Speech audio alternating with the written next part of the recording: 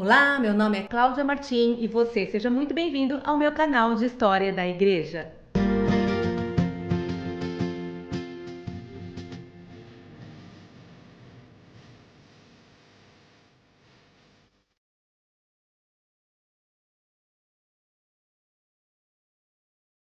Oi pessoal, mais um vídeo nesse canal. Estamos aqui para compartilhar a respeito desse assunto de História da Igreja. Eu estou muito feliz que você esteja aí do outro lado acompanhando. Quero te pedir, caso você não seja inscrito nesse canal, que você se inscreva, que você deixe o seu comentário aqui, que você deixe o seu like. Isso é muito importante para esse canal crescer e para que o YouTube também comece a te mostrar outros canais com o mesmo conteúdo ou conteúdo semelhante a esse. Também peço que você compartilhe esse vídeo nas suas redes sociais, nos seus grupos de WhatsApp, com a sua família, com os irmãos da sua igreja, especialmente esse assunto de hoje, né, que é bem interessante, que talvez traga informações novas para você, que venha reafirmar aquilo que você já sabe e, enfim, conhecer um pouco mais da história da igreja, que é a nossa história. Então, como você já viu aí no título do vídeo, hoje nós vamos falar de quando e como chegou o protestantismo aqui no Brasil. Claro que esse assunto renderia muitos vídeos, são muitas aulas, e eu quero trazer hoje de uma maneira bastante resumida, bastante prática para você e, claro, te estimular a procurar e a pesquisar mais a respeito desse assunto, né? De como que o protestantismo chegou aqui no Brasil,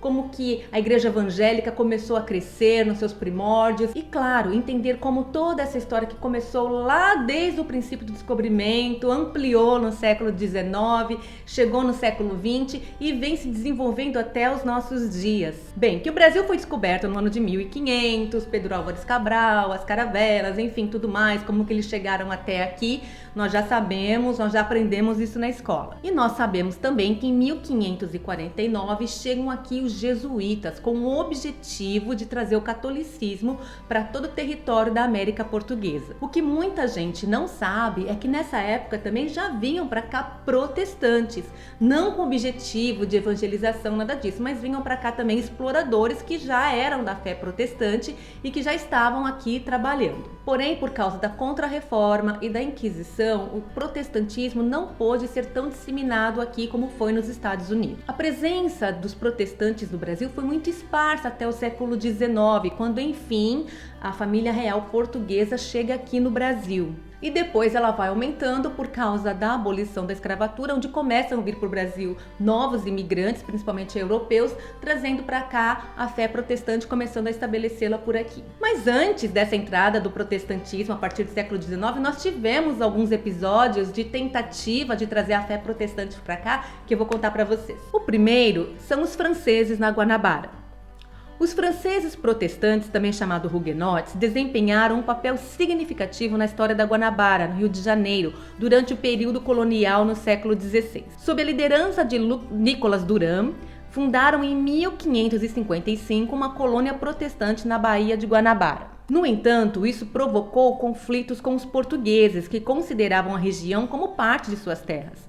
Os portugueses conseguiram expulsar os franceses e retomar o controle da região em 1567. Apesar de rápida, a presença francesa na Guanabara deixou um legado duradouro na história e cultura da região.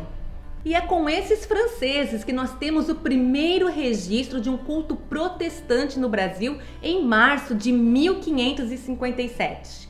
E o segundo são os holandeses em Pernambuco. Os holandeses tentaram primeiramente tomar Salvador em 1624, mas foram expulsos pelos portugueses. Tiveram sucesso em Pernambuco, onde permaneceram entre 1630 e 1654. Estabeleceram contatos com os indígenas e protetores de açúcar locais. Eles fundaram igrejas protestantes, construíram templos e buscaram estruturar o clero no Brasil. Uma série de confrontos enfraqueceu os holandeses e foram expulsos daqui em 1654. Com a expulsão dos holandeses, a experiência protestante no Brasil colonial se encerra. As fronteiras permanecem fechadas por mais de 150 anos até a chegada da família real portuguesa em 1808. E em 1810 tem o Tratado de Aliança e Amizade, que garantia que os ingleses que estavam vindo para cá com a coroa portuguesa, eles vieram inclusive com uma marinha protegendo, os navios da coroa portuguesa, eles poderiam permanecer no Brasil e não serem perturbados em exercer a sua fé protestante.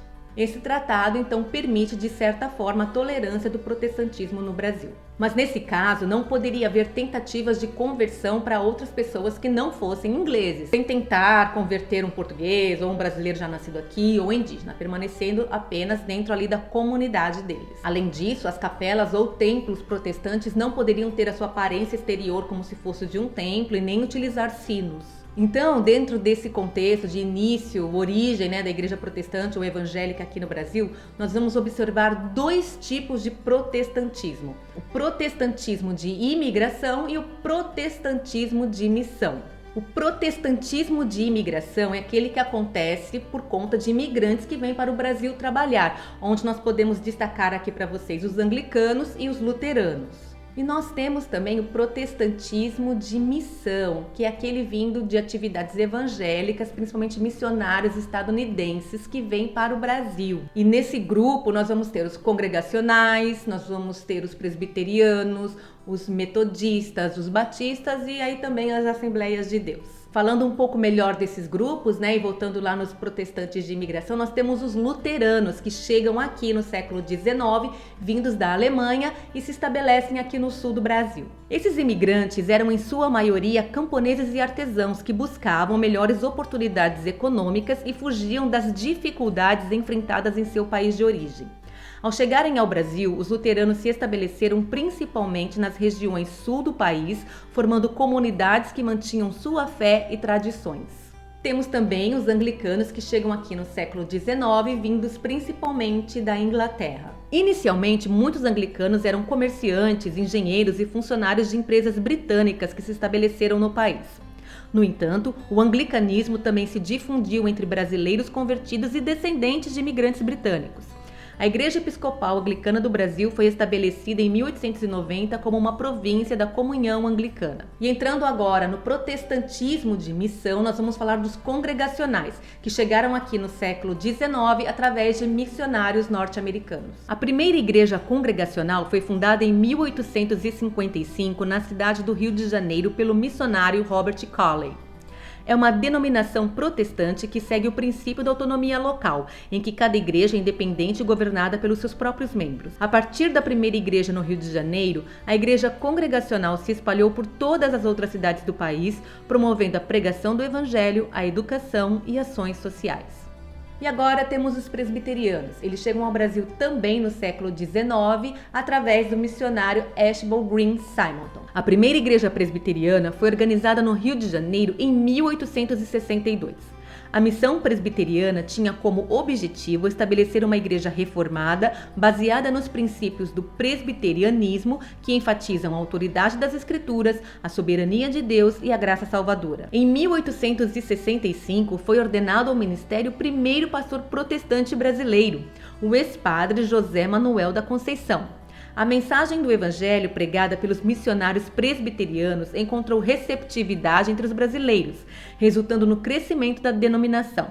Os presbiterianos desempenharam um papel importante na educação, na formação de líderes e na promoção de valores como a responsabilidade social e a ética. Os metodistas, a igreja metodista que foi fundada pelo famoso pregador John Wesley. A igreja metodista chegou no Brasil em 1836 com o reverendo Justin Spalding junto com o auxílio do reverendo Daniel Kyder.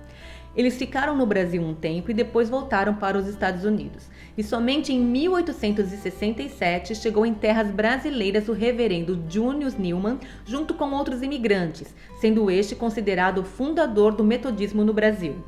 Ele organizou a Igreja Metodista Episcopal no Sul em 1871 em Santa Bárbara. A mensagem do metodismo encontrou resposta em muitos brasileiros, especialmente entre a classe trabalhadora e os escravos libertos. Os batistas, esses também que chegaram aqui no século XIX através de missionários estadunidenses. O primeiro casal missionário batista, o pastor William Bagby e sua esposa Anna Bagby, chegou ao Brasil em 1881.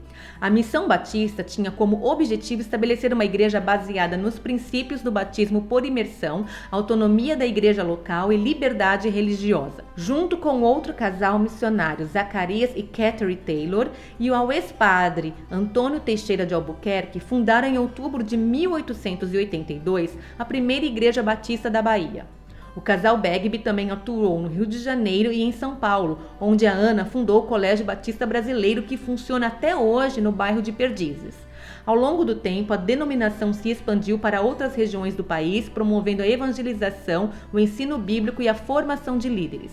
As Assembleias de Deus. Ela chega ao Brasil já no início do século XX através de dois missionários suecos. Daniel Berg e Gunnar Wingren desembarcaram no Belém do Pará em 1910. Inspirados pela doutrina do batismo do Espírito Santo, pelos avivamentos pentecostais que ocorriam nos Estados Unidos, como o da Rua Azusa, eles fundaram a primeira congregação da Assembleia de Deus no país.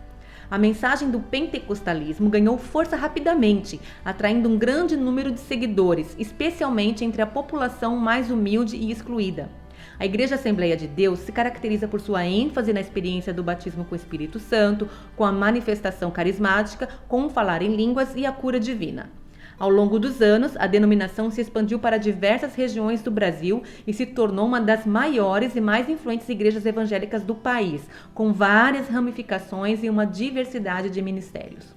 O protestantismo trouxe para o Brasil inúmeros benefícios. Eu vou citar apenas dois aqui. Um é a questão da educação, com a questão de desenvolvimento do ensino, abrir escolas, colégios, seminários teológicos. Eles sempre estavam visando a questão da formação intelectual do brasileiro e o aspecto social, com abertura de hospitais, centros de caridade, institutos sociais, ações sociais de uma maneira em geral, a fim de atender, socorrer os menos favorecidos e também atender aos enfermos.